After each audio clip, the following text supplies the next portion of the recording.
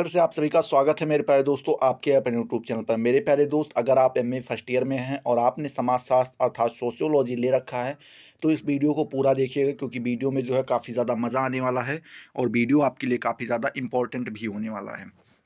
Important इसलिए होने वाला है क्योंकि हम बात करने वाले हैं 2017 में जो पेपर आया था किसका, सोशियोलॉजी का, वो किस प्रकार से आया था उसके बारे में हम चर्चा करने वाले हैं और देखेंगे कौन कौन से प्रश्न पूछे गए थे और हमें उन्हें किन प्रकार से करना था। इन सारी चीज़ों के बारे में हम चर्चा करेंगे। ठीक है, कम समय में ज़्यादा तैयारी करने का यही एकमात्र साधन है कि पहले तो आप सारे पेपर्स को देख लीजिए। ठीक है, उससे फिर आप अनुमान लगाइए कि कौन से क्वेश्चंस आ सकते हैं और अच्छे से अच्छे नंबर आप तभी गेन कर पाएंगे। ठीक है, देखते हैं, चलिए प्रथम वर्ष के बारे में देखते हैं। ये प्रथम प्रश्न पत्र है जिसका नाम है सामाजिक विचारों का इतिहास। ठीक है, सामाजिक विचारों का इतिहास हो सकता है कि आपकी यूनिवर्सिटी में चेंज हो, ये आपके पेपर नंबर 2 या 3 में दिया गया हो, तो इससे आपको बिल्कुल घबराने की ज़रूरत नहीं है।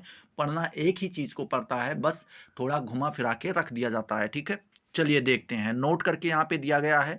पहले जब आप प्रश्न पत्र मिलेगा तो आपको वहाँ पे नोट करके कुछ दे दिया जाएगा, जैसे लिखा है सभी खंडों के उत्तर निर्देशानुसार दीजिए। निर्देश मतलब बोल रहा है कि पहले पेपर को 3 खंडों में बांटा जाएगा, खंड आ, खंड बा और खंड सा। ठीक है, खंड आ का मतलब होता है अति लघु उत्तरीय प्रश्न, खंड बा का मतलब लघु उत्तरीय प्रश्न और खंड सा का मतलब होता है दीर्घ उत्तरीय प्रश्न। तो जो खंड होंगे उनके नीचे कुछ निर्देश दिए जाएंगे, उनको आपको पढ़ना रहेगा, फिर उन्हीं के अनुसार जो है उन प्रश्नों का जवाब आपको देना रहेगा। जैसे खंड आ यहाँ पे देखिए और इसके नीचे नोट करके एक निर्देश दे दिया गया है। कौन सा दे दिया गया है कि इस प्रश्न के सभी भागों के उत्तर दीजिए। मतलब जो है ये पहला प्रश्न होगा और इसके सभी भाग, एक प्रश्न के 10 भाग बनाए जाएंगे अति लघु उत्तरीय में। ठीक है, और उनके सारे भागों का मतलब 10 के 10 का उत्तर आपको देना होगा।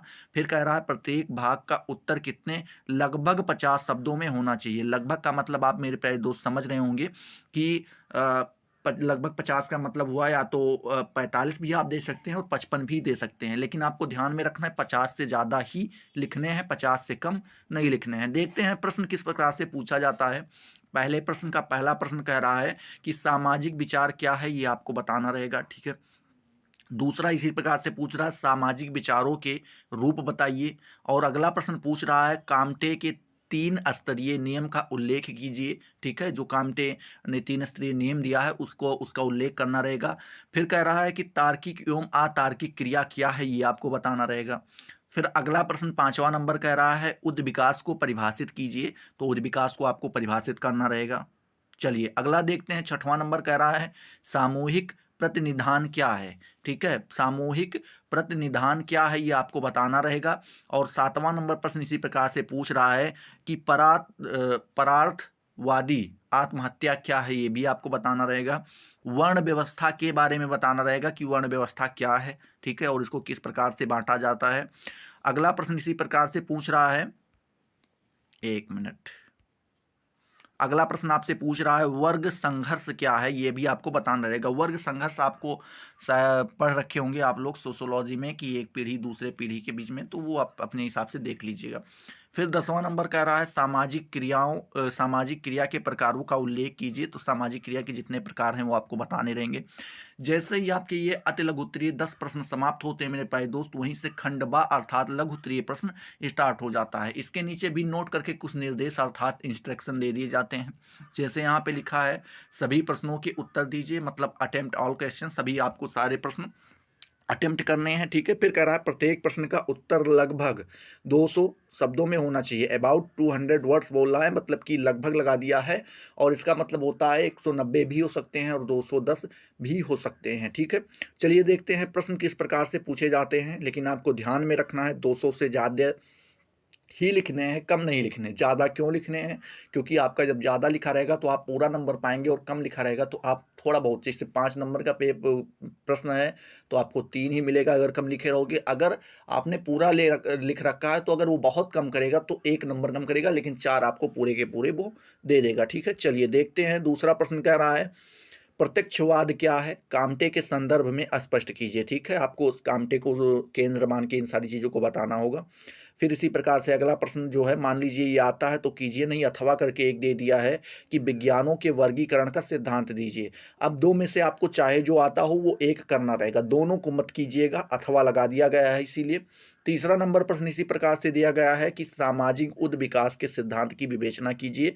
आपको आता है तो कीजिए, नहीं अथवा करके एक प्रश्न और दे देता है कि सामाजिक डार्विनवाद की विवेचना कीजिए। ठीक है, सामाजिक डार्विनवाद की आपको क्या करना रहेगा, विवेचना करना रहेगा। ठीक है, आगे इसी प्रकार से देखते हैं। चौथा नंबर प्रश्न है, दोनों में से एक ही को करना है।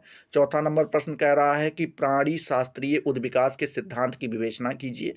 आता है तो कीजिए, नहीं अथवा करके एक प्रश्न और दे दिया कि औद्योगिक क्रांति के प्रभाव का संक्षिप्त वर्णन कीजिए।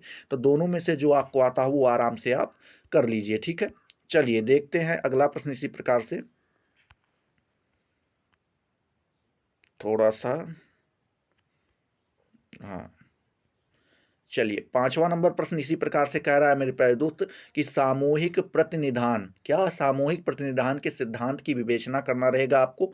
तो ये भी अगर आपको आता है तो कीजिए, नहीं इसका भी एक अथवा दे दिया गया है कि आदर्श प्रारूप सिद्धांत की विवेचना कीजिए। ठीक है, दोनों में से जो आपको आए वो कर लीजिए, दोनों को नहीं करना, किसी एक को ही करना है।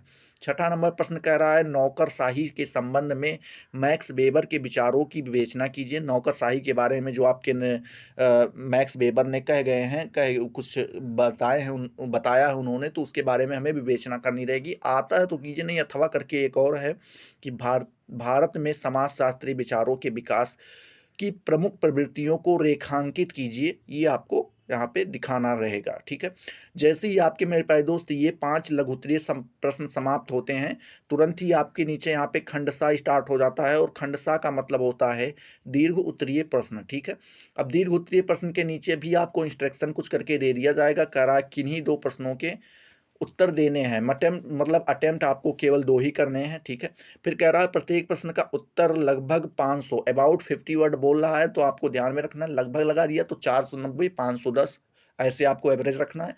लेकिन आप यहाँ पे मान के चलिए कि 500 से प्लस ही हो, 500 से कम ना हो।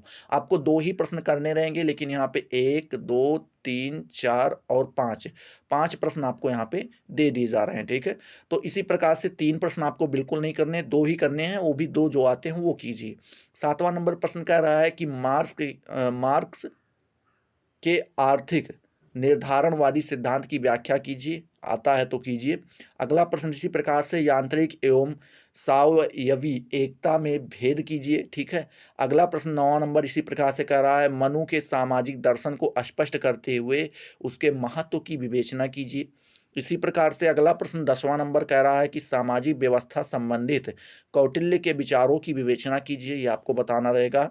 और 11वां नंबर प्रश्न भी इसी प्रकार से है कि महात्मा गांधी के सर्वोदय संबंधित विचारों को स्पष्ट करना रहेगा।